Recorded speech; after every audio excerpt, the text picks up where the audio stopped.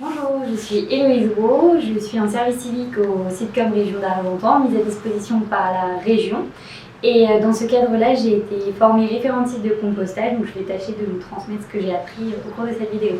Alors, bonjour, donc c'est Arnaud Potoki, je suis chargé de prévention au Sitcom Région d'Argentan et je suis très curieux de savoir plus sur le compostage, donc merci Héloïse. Dites-moi Héloïse, première question, que peut-on ou que doit-on mettre dans un composteur? Alors on va commencer par les déchets azotés, ce sont les déchets essentiellement composés d'eau. Donc on a par exemple les épluchures des fruits et légumes, les coquilles d'œufs qu'il faut penser à bien écraser avant de mettre dans le composteur, les restes de repas,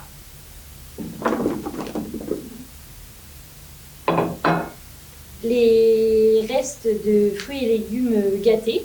Donc il faut penser à toujours couper, pour couper les gros éléments pour qu'ils se décomposent plus rapidement dans le composteur.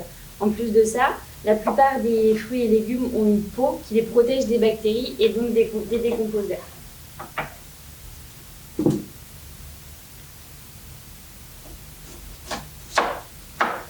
Donc c'est vraiment très important de bien couper en petits morceaux les morceaux grossiers, c'est ça le principe? Tout à fait.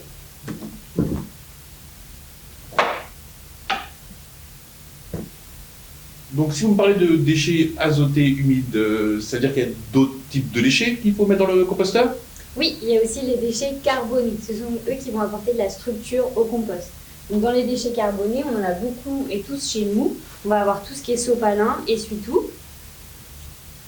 Les cartons bruns, pareil, il y a toujours bien pensé de les déchiqueter avant de les incorporer. Les boîtes d'œufs.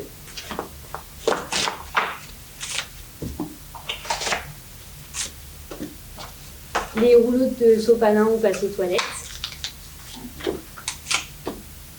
Et les fleurs fanées.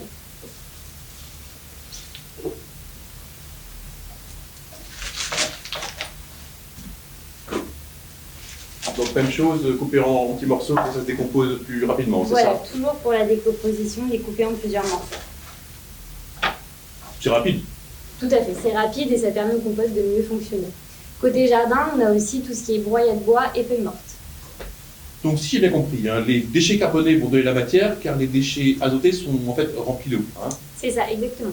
D'accord. Et quel ratio faut-il entre la matière sèche carbonée et la matière humide azotée?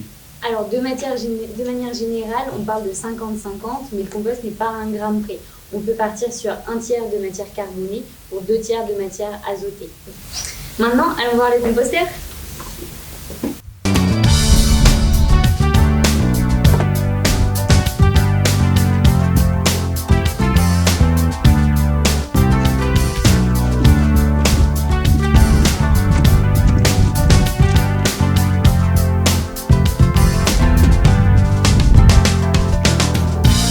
Alors mon conseil, c'est de bien déposer les déchetteries au centre du composteur et ensuite de recouvrir.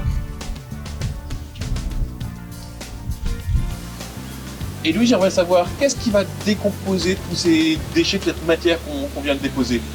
Alors c'est tout ce qui est vers de terre et bactéries. Donc ils sont nombreux dans le compost et ils ont besoin d'oxygène et d'humidité pour se développer, se multiplier et donc décomposer nos déchets.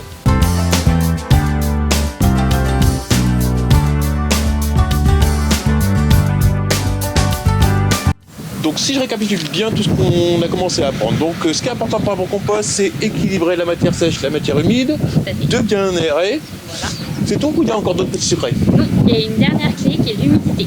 Alors là par exemple, pour tester l'humidité, je vais prendre une petite poignée au cœur du compost. Hop. Vous voyez, tout tombe et il reste un petit peu de terre sur ma main, donc là le compost est suffisamment humide.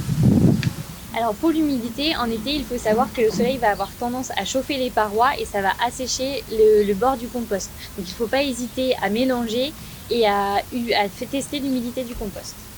Donc si j'ai compris, le compost c'est simple, hein, on le nourrit bien, on surveille l'humidité et on l'aère. Mais moi j'ai une petite question, une question qu'on me pose régulièrement, c'est et la tonte de pelouse, on peut la mettre ou on peut pas la mettre dans le composteur? Alors pour la tonte de pelouse, deux possibilités. Soit vous la laissez sécher à côté de votre compost le temps qu'elle sèche, ou alors vous l'incorporez directement dans le composteur, mais dans ce cas-là en petite quantité, parce que sinon ça va avoir tendance à tasser le compost. Merci à tous! Merci à toi, Héloïse. J'espère que cette petite vidéo vous aura été très utile.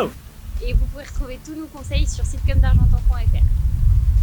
Et puis, nous reste à vous souhaiter un Bon bon compost. compost.